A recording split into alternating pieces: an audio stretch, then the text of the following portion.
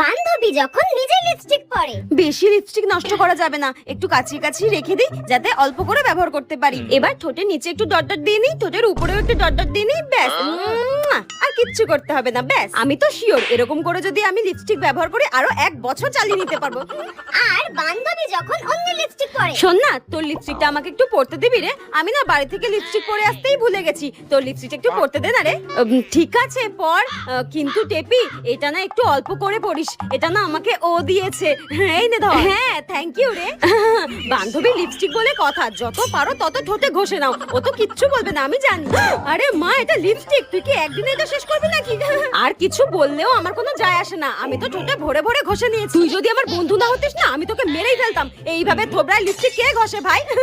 এই নে। হ্যাঁ, এই লিপস্টিকটায় আর কিছু বেঁচে আছে, সব ঘষে ঘষে কাচিয়ে কুচিয়ে মেখে নিয়েছে। কি বাজে মেয়ে, মনে হচ্ছে মেরে মুখ ভেঙে দিই, ডাইনি একটা।